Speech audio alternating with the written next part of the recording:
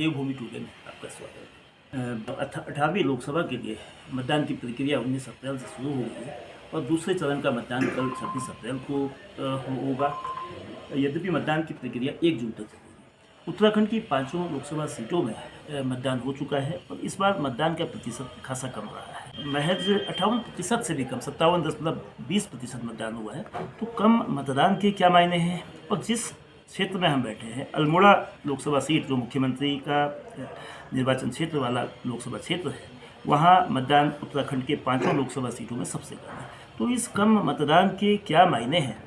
Bharatiya Janata party का जो नारा है अब की बार 400 पार और वो जीत की हैट्रिक नरेंद्र मोदी के नेतृत्व में बनाने की दावा है, तो वो क्या इस मतदान से लोगों का बीजेपी के प्रति रुझान में कमी आई है या मतदान के कम होने के कुछ और मायने हैं? इसको जानने के लिए भारतीय जनता पार्टी के प्रदेश प्रवक्ता सुरेश जोशी साहब से बात करते हैं।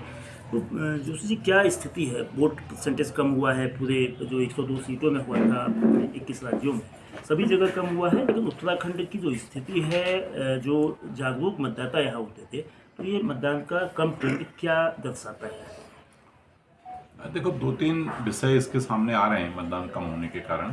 एक तो इस बीच में जो मतदान कम हुआ, शादियों के काफ़ी कार्यक्रम इस तरह के थे कि उसकी वजह से भी जिन जिन बूथों में, जिन जिन इलाकों में ज़्यादा शादी समारोह थे, वहाँ पर को मतदान में कमी आई है। दूसरा कारण इसका ये भी लगता है पर्वतीय क्षेत्रों में कि जैसे 2-3 दिन की रेगुलर जो है कि सरकारी छुट्टियाँ, उसका भी एक कारण लगता है। और तीसरा, भारतीय जनता पार्टी तो अपने बूथ स्तर तक की पूरी तैयारी से काम कर रही थी और एक जो राजनीतिक दल का काम है उस काम को निभा रही थी। लेकिन पूरे चुनाव में हमने एक चीज़ देखा कि विपक्ष कहीं नहीं था, विपक्ष नाम की कोई चीज़ नहीं थी। तो वो भी एक बड़ा कारण इस मतदान की कमी में लगता है, क्योंकि कभी कभी क्या होता है कि जब दो दल बहुत मजबूत सी से चुनाव लड़ते हैं तो मतदाता के मन में भी ये रहता है कि भाई मेरा प्रत्याशी आगे बढ़ना चाहिए, मेरा प्रत्याशी आगे बढ़ना चाहिए। लेकिन ये चुनाव मुझे उत्तराखंड का, जो मैं पूरे प्रदेश के अंदर घूमा, मुझे ऐसा लगा कि एक ही तरफ का जैसा चुनाव था। दूसरा पक्ष से कहीं दूर दूर तक नजर ही नहीं आ रहा था। बल्कि इसमें तो स्थिति यहाँ तक वो आ गई कि कांग्रेस के नेता, जो बड़े नेता हैं कांग्रेस के, वो बार बार बयानबाजी कर करके यहाँ तक कह रहे थे कि भाई कांग्रेस पार्टी तो बहुत सुस्त पड़ी है, कांग्रेस पार्टी चुनाव लड़ने की स्थिति में नहीं है, भारतीय जनता पार्टी का कार्यकर्ता चुस्त दिख रहा है। तो ये तमाम कारण जो है, जो मेरा अपना फीडबैक भी है, जो लोग भी इस बात पर चर्चा कर रहे हैं, ये एक बहुत ज़्यादा कम तो नहीं है, लेकिन 2-3% की जो कमी है, ये मुझे कारण लगता है। उत्तराखंड में इस बार 15 स्थानों पर मतदान का बहिष्कार हुआ। उनमें से 3 स्थान चंपावत जिले में भी थे और चूँकि ये मुख्यमंत्री पुष्कर सिंह धामी का विधानसभा क्षेत्र है, इसमें नेपाल सीमा से लगा थपलियाल खेड़ा था, अनुसूचित बहुल गांव नरसिंह ढाडा था और नैनीताल जिले से लगा गोल्डाना था। तो जहां मतदान बहुत कम हुआ है या मतदान को लेकर बहिष्कार की अपील की गई थी, तो उन स्थानों से क्या भविष्य के लिए सरकार सबक लेगी? किस तरह से उन समस्याओं को, जिन कारणों से मतदान का बहिष्कार हुआ, एड्रेस करेगी गवर्नमेंट? देखो, कहीं भी मतदान जब बहिष्कार होता है या इस तरह के विषय आते हैं तो उसमें पहली बात क्या रहती है कि कोई न कोई समस्याएं रहती हैं। फिर कहीं रोड की समस्या होगी, कहीं पानी की होगी, कहीं बिजली की होगी। इस बात को लेकर के लोग बहिष्कार करते हैं। तो मोटा मोटा मुझे इस पर यह लगता है कि भाई कहीं न कहीं जिन विभागों के कारण, जो विभागीय व्यवस्थाएं थी उनके कारण, और वहाँ के जो लोकल प्रशासन है उसकी एक तरह से मैं कह सकता हूँ कि उदासीनता, दूसरी तरफ मैं ये भी कह सकता हूँ उसकी लापरवाही। तो ये समय रहते जो उनकी डिमांड्स थी, ऐसा है कि कहीं पर भी बहिष्कार होता है तो वो होल नाइट बहिष्कार नहीं होता है।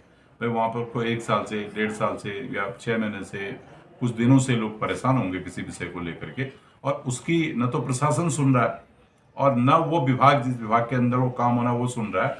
तो एक लास्ट हथियार प्रजातंत्र में लोगों के पास रहता है कि बहिष्कार करना है। तो ये दुर्भाग्यपूर्ण है, बहिष्कार नहीं होना चाहिए। लोकतंत्र में सबको अपने मतों का प्रयोग करना चाहिए, लेकिन बहिष्कार होने के पीछे जो कारण मुझे दिखते हैं वो लोकल प्रशासन और साथ में जो है कि वो विभाग जिनके अंडर वो काम था जो पूरा नहीं हो पाया, ये इसके मुझे मुख्य कारण दिखते हैं। कांग्रेस अपनी घोषणा पत्र पर लगातार जनसभाओं में, चुनावी रैलियों में को मुद्दा बना रही है। लेकिन भारतीय जनता पार्टी जो उसका घोषणा पत्र है उसको लेकर वो बैकफुट पर है। 2014 का घोषणा पत्र हो, 2019 का हो, उसकी परफॉर्मेंस रिपोर्ट की कोई बात नहीं होती है, चाहे वो विदेशी काला धन की बात हो, रोजगार की बात हो, महिला सुरक्षा की बात हो, राजनीति को आर्थिक अपराध से राजनीति को अपराधीकरण से मुक्त करने की बात हो। तो इनके बजाय अब ग्लोबल पॉलिटिक्स शुरू हो गई है। माइनॉरिटी को लेकर प्रधानमंत्री नरेंद्र मोदी ने अनेक सभाओं में इस तरह के स्पष्ट नाम लेकर किया है कि सब संसाधनों का जो शेयर है वो माइनॉरिटी को दे दिया जाएगा। तो क्या भारतीय जनता पार्टी अपने घोषणा पत्र को मुख्य रूप से प्रचारित करने के लिए वो कांग्रेस पर इन मामलों को लेकर क्यों आवाज़ उठा रही है? और कांग्रेस का वो चुनाव आयोग के पास भी गई है इस शिकायत को लेकर कि उसके घोषणा पत्र में ये चीज़ें नहीं है। तो इसको क्या ये निराशा, हताशा या पहले चरण के मतदान के रुझान के बाद की प्रतिक्रिया है? देखो, मैं पहली बात तो आपकी करेक्ट ये कर दूं कि आपने कहा कि 2014 और 2019 के घोषणा पत्र में भारतीय जनता पार्टी ने क्या किया क्या नहीं किया।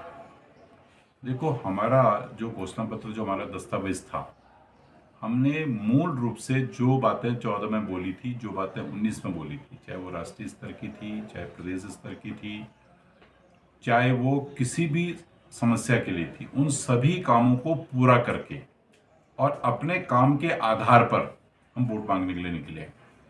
अगर आप 2014 की बात करें या 2019 की बात करें, देखिए, जो भ्रष्टाचार को लेकर के हमने 14 में बात की थी, आज भी अगर चाहे 2G का घोटाला हो, चाहे कोल घोटाला हो, अब इससे बड़ी बात क्या हो सकती है कि कोल घोटाले में भारत सरकार के जो मेन उनके सचिव थे, एक बड़े अधिकारी थे, वो आज तक जेल में हैं। कई लोग आज तक जेल में हैं। 2G के कई लोग जेल पे हैं। और जिन लोगों ने भ्रष्टाचार किया, करोड़ों रुपया बैंक का ठगी किया, वो आज जो है कि देश से भाग गए, देश के अंदर एक भी नहीं है। तो ये सब बातें कांग्रेस राज में तो हुई ना। जितने भी लोग आज देश छोड़े हैं, क्या वो 2014 से पहले हमने उनको पैसा दिया था क्या? ये जो पैसे की बंदरबांट हुई या जो बैंकों से जो पैसा लिया गया और उसको पैसे को हड़प लिया गया, वो चाहे नीरव मोदी हों, चाहे विजय माल्या हों, ये किसके कार्यकाल में हुआ? ये 2004 से लेकर 14 तक ही तो ये तमाशे हुए ना सारे। तो अब कांग्रेस पार्टी तो ये है कि भाई उल्टा चोर कोतवाल को बांटे। कौन सा मुद्दा ऐसा है कि जो भारतीय जनता पार्टी ने घोषणा पत्र में बोला था नहीं किया? हम तो 89 से कह रहे थे कि इस देश के अंदर अगर हमने बहुसंख्यक समाज के सम्मान को आगे बढ़ाना है और देश के जो हमारी संस्कृति है, परंपरा है, उसको आगे बढ़ाना, तो हमने तब भी कहा था कि भाई हम लोग जब सत्ता में आएंगे, तो जब हमारी मेजोरिटी होगी, तो हम कानूनी जो है कि वो लेकर के, मदद लेकर के, कानूनी सहायता लेकर के, कानून से बात कर करके राम मंदिर बनाएंगे। तो हमने बनाया ना राम मंदिर। हमने कहा था कि हम 370 हटाएंगे कानूनी प्रोविजन से, हमने 370 भी हटाई, हमने राम मंदिर भी बनवाया। अब बात बार बार बेरोजगारी की आती है। अगर आप बेरोजगारी के इंडेक्स को आज देखेंगे और जो इंडेक्स कांग्रेस छोड़ गई थी उस दिन को आप देखेंगे, तो आज के इंडेक्स में आपको मिलेगा कि भाई 2004 से लेकर 14 तक जो स्थितियां थी, आज 2024 से 14 से 24 तक वो बेहतर हैं। अगर आप सारे आंकड़ों को उठा के देखेंगे, ये किसके बावजूद? जबकि दुनिया के अंदर एक बहुत बड़ी कोविड के रूप में आपदा आई है, उस आपदा के बाद भी दुनिया के वो देश जो बहुत बड़े डेवलपिंग कंट्रीज कहे जाते हैं, वो आज भी अपनी इकोनॉमी को सुधारने में, अपनी अर्थव्यवस्था को सुधारने में बेहोश हुए पड़े हैं। लेकिन हमने जो है अपनी अर्थव्यवस्था को कहां से कहां पहुंचा दिया।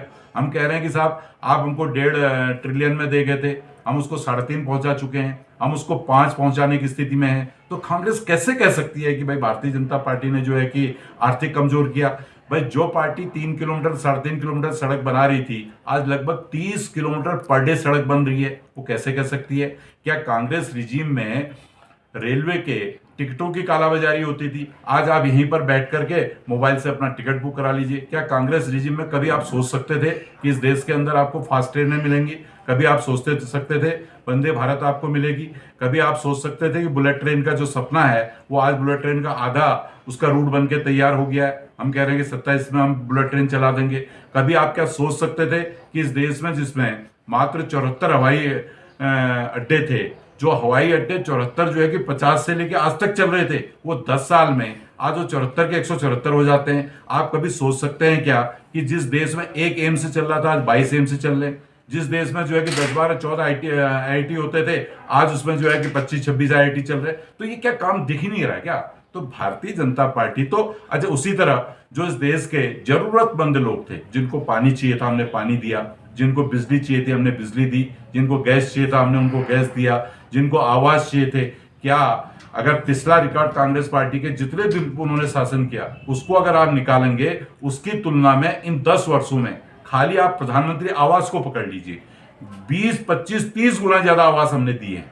भाई वो इंदिरा आवास के नाम से देते थे, हम प्रधानमंत्री आवास के नाम से दे रहे। उसी तरह से हमने हर घर में जल देने की व्यवस्था की, हमने हर घर को शौचालय देने की व्यवस्था की, हमने हर घर व्यक्ति का जो है कि बैंक खाता खुलवाने की। तो ये इतने काम क्या दिख नहीं रहे क्या? तो हमें कोई घबराहट नहीं है, हमें कोई घबराहट नहीं है। लेकिन हाँ, हमें एक घबराहट जरूर होती है कि भाई जब कांग्रेस पार्टी देश को फिर विभाजन की तरफ ले जाना चाहती है, जब कांग्रेस पार्टी देश को तुष्टीकरण की ओर ले जाना चाहती है, कांग्रेस पार्टी इस देश के बहुसंख्यकों का अपमान करना चाहती है, कांग्रेस पार्टी इस देश के अंदर सनातन धर्म को मिटाना चाहती है, वो जरूर किसी न किसी के मन में और दिल पे आपत्ति होती है। वो वही उसी बात का हम उनसे प्रश्न पूछ रहे, बाकी हमें कोई आपत्ति नहीं। इंडिया गठबंधन के घोषणा पत्र में जातीय जनगणना को प्रमुखता से उठाया गया है और भारतीय जनता पार्टी के राष्ट्रीय अध्यक्ष ने भी झारखंड में 3 दिन पहले एक चुनावी सभा में जातीय जनगणना से परहेज न होने की बात की थी। लेकिन बीजेपी जातीय जनगणना से क्यों भयभीत है? क्या वो इससे मतलब इसको करना चाहती है या नहीं करना चाहती है? स्पष्ट राय नहीं है। नहीं, देखिए, पहली बात तो ये है, बहुत स्पष्ट और क्लियर ये है कि जब देश में जनगणना का प्रोविजन है तो देश में जनगणना तो होती है ना, हर 10 साल के बाद जनगणना होती है। लेकिन प्रश्न, हमें जातीय जनगणना से भी कोई परहेज नहीं है, लेकिन दिक्कत क्या है कि जातीय जनगणना के पीछे मंशा क्या है। भाई जब आपकी जातीय जनगणना के पीछे मंशा खराब है और वो स्पष्ट दिखाई दे रही है, जो कांग्रेस पार्टी ने अपना घोषणा पत्र भी निकाला और उसमें जो उन्होंने डीप चीजें निकाली हैं, तो उसको लेकर के जो भारतीय जनता पार्टी के एक तरह से आपत्ति, या भारतीय जनता पार्टी ने कुछ मुद्दों पर कांग्रेस से कुछ प्रश्न किए, क्योंकि कांग्रेस पार्टी का कहना यह है कि हम लोग अगर सत्ता में आते हैं, उन्होंने अपने घोषणा पत्र में जिक्र किया कि हम पूरे देश का एक नया सर्वे कराएंगे और उस सर्वे में जिसके पास जितनी संपत्ति होगी उस संपत्ति को निकाल करके हम देखेंगे कौन सी गलत संपत्ति है, कौन सी अच्छी संपत्ति है, और उसको जो है सरकार पे उसको समायोजित करेंगे। एक तरफ तो कांग्रेस पार्टी का जब घोषणा पत्र निकला तो उन्होंने इस तरह का उसमें हवाला दिया, और उसके बाद जो कांग्रेस के सबसे बड़े रणनीतिकार माने जाते हैं और राजीव गांधी सरकार के सलाहकार थे सैम पित्रोदा, उन्होंने एक बयान जारी कर दिया। उन्होंने कहा कि भाई हिंदुस्तान में कांग्रेस सरकार आने के बाद विरासत कानून देश में लागू होना चाहिए। बहुत कंट्रीज में विरासत कानून है।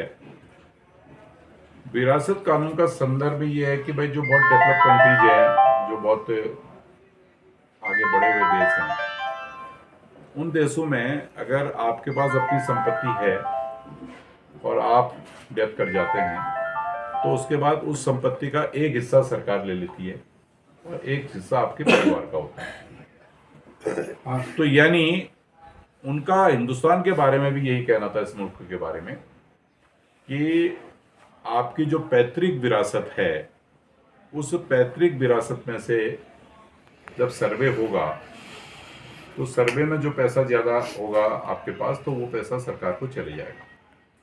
यानी हम लोगों की जो संस्कृति है, हम लोगों की जो परंपरा है, हम लोगों का जो सिस्टम है, एक तरह से उस विरासत के कानून को लाने के पीछे जो कांग्रेस पार्टी की मंशा है, वो हमारे हर कॉन्सेप्ट को समाप्त करना चाहती है। यानी जो देश के अंदर एक तरह मैं कह सकता हूँ कि हम सनातनी लोग हैं, सनातन का धर्म का पालन करने वाले लोग हैं, एक पौराणिक संस्कृति है, हम परिवार को मानते हैं, हम संस्कृति परंपरा को मानते हैं, और हमारे कानून और हमारी व्यवस्थाएं भी उसी तरह बनी हुई है। और देश की आज़ादी के बाद जो संविधान बनाया तो उस संविधान में भी उन्हीं चीज़ों का उल्लेख है, लेकिन वो संविधान के इतर जाकर उस विरासत वाले विषय को लेकर के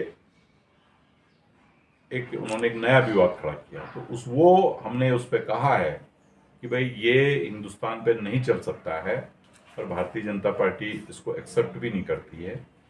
और साथ ही साथ क्या है कि कांग्रेस से प्रश्न भी खड़ा किया कि आप हम देशवासियों की विरासत पर भी क्या डाका डालना चाहते हो। धर्म जाति के आधार पर आरक्षण नहीं होगा, तो उसको उन्होंने उस रंगनाथन कमेटी की उसका भी कहीं न कहीं वो ला करके इस देश के अंदर वो मुसलमानों को भी आरक्षण देने की बात करते। तो इससे कांग्रेस की 1960 से लेकर के आज तक की जो उनकी तुष्टीकरण की नीति है वो लाना चाहते हैं। और ये कहीं न कहीं कांग्रेस पार्टी की मंशा आज इस घोषणा पत्र में झलक रही है। तो उस विषय को लेकर के भी वो क्लियरिटी नहीं दे रहे हैं। कांग्रेस के जितने भी सहयोगी दल हैं, चाहे उधर डीएमके के लोग हों, इधर अखिलेश जी हों या उधर तेजस्वी जी हों, ये एक बार नहीं अनेकों बार साल भर के अंदर इन्होंने जो सनातन धर्म की परंपरा थी, जो संस्कृति थी, उस पर अनेकों बार चोट की है। लेकिन उसके बावजूद भी कांग्रेस पार्टी एक मौन धारण कर करके इनको यथावत समर्थन दे रही है। यानी एक विभाजनकारी नीति को लेकर के कांग्रेस और इंडी गठबंधन चलना चाहता है। इसलिए भारतीय जनता पार्टी ने, और प्रधानमंत्री जी बार बार इस बात को कह रहे हैं, हम लोगों ने बहुत स्पष्ट तौर पर बोला है कि कांग्रेस पार्टी के नेताओं को और विशेष करके कांग्रेस पार्टी के अध्यक्ष को और इंडी गठबंधन को इन सब बातों पर जो है जवाब देना चाहिए और स्पष्टीकरण देना चाहिए कि भाई आपकी क्या मंशा है, क्यों आप देश की संस्कृति पर, देश की परंपरा पर, देश के सनातन धर्म पर क्यों प्रहार करना चाहते हैं। आखिर इस देश के बहुसंख्यकों से आपको क्या दिक्कत है। ये थे भाजपा के प्रदेश प्रवक्ता सुरेश जोशी जी, जो कह रहे थे कि भारतीय जनता पार्टी अपने परफॉर्मेंस पर और 10 साल के जो कामकाज है उसके आधार पर चुनाव में गई है और वो तीसरी बार जीत हासिल सरकार बनाने की हैट्रिक करेगी। और कांग्रेस के जो दावे हैं, कांग्रेस ने जो आरोप लगाए हैं उसको नकार रहे हैं। अब क्या वास्तव में होगा, इसके लिए 4 जून तक इंतजार करें।